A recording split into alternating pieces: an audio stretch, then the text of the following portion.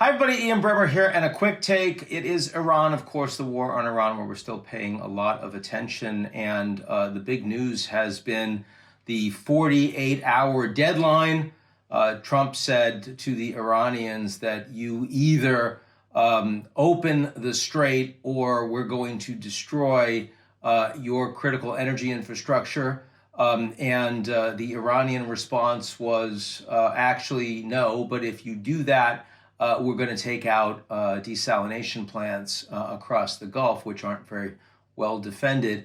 That would have been a disaster for all concerned, the Iranians, the Americans, the Gulf states, Europe, you name it. This was a really bad idea. Trump backed down, and he used conversations with the Iranians, not direct, indirect with Jared Kushner and Steve Witkoff, apparently with Aragachi, the foreign minister, and perhaps some backchannel conversations with Kalibaf, the Speaker of Parliament, who ultimately is very important in the government today. And certainly after Larijani, in many ways, kind of nominally leading the country outside of the supreme leader. But there wasn't any there. There certainly wasn't any movement towards an agreement. There was just enough of a back and forth for Trump to say, I'm backing away from what was a really bad idea in terms of escalation. Now, does that change anything in the war? Not really. Does it make Trump look weaker? A little. But let's keep in mind that Trump has already been a part of a military operation that has devastated Iran's leadership and their military capabilities. And so it's not like he lacks credibility in using force against Iran. And also, even if he just backed down unilaterally, the Israelis, of course, are still engaging in strikes directly, and they have a lot of credibility too. So I'm not sure it changes the view of Iran towards Trump much. I do think it changes the view around the world, which is that first you had the Chinese using their leverage on critical minerals, and Trump backed down. And now you have the Iranians using their leverage on the Strait of Hormuz, and Trump realizes that his broader war aims are going to have to be modified because he can't get to where he wants to go. So I think the big question going forward, because there's still all sorts of military strikes going on from the U.S., from Israel, and from the Iranians, and there's still a nominal deadline of Friday, but Trump is giving a big speech on Friday at the FII summit in Miami, Saudi organized and sponsored. So he clearly is planning on using that to make a big announcement.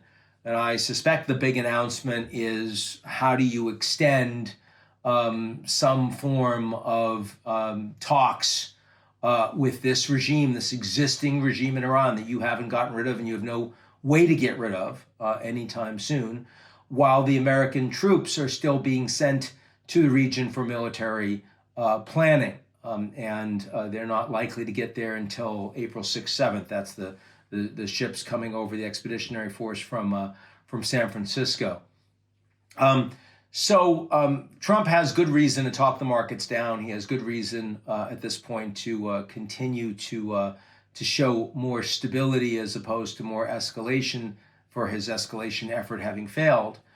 But where this goes from there is a big question, because you have people inside the Trump administration that recognize this is really damaging economically. It is not popular in the country. The longer it goes on, the more economic pain.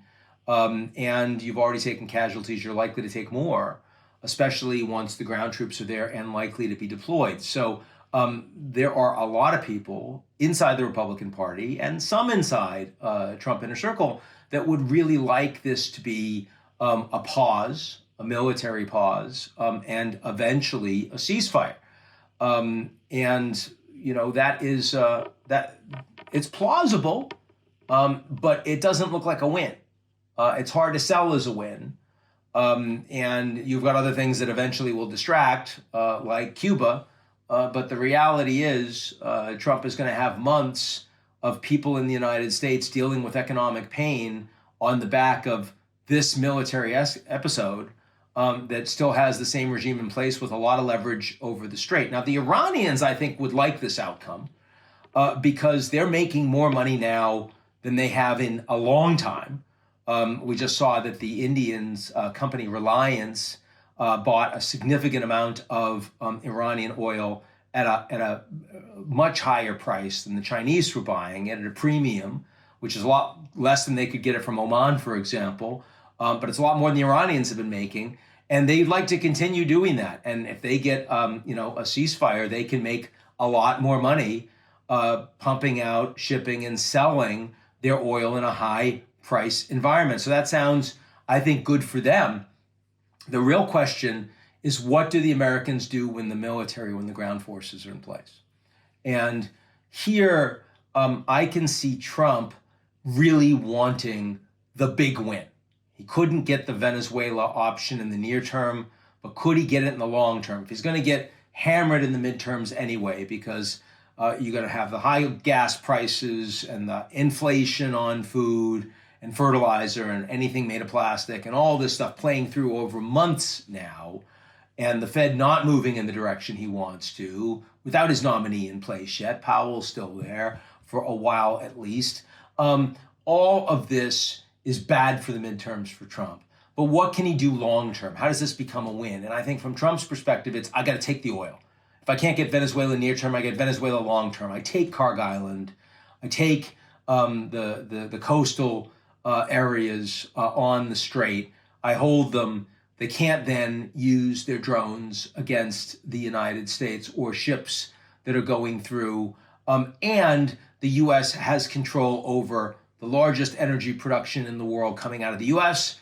Venezuela oil production, largest reserves in the world, has control of the Strait, has control of Iran's export capability. That would be the big escalation for a risk-acceptant Trump that sees that his popularity is bad and the midterms are going badly, and the trajectory on the big issues, immigration, ICE, affordability, Epstein, and now this Iran war, all are negative. How does he turn around? How does he become the unique president that does what nobody else could have done? How does he make America great again? He takes the oil and he wins against the Iranians.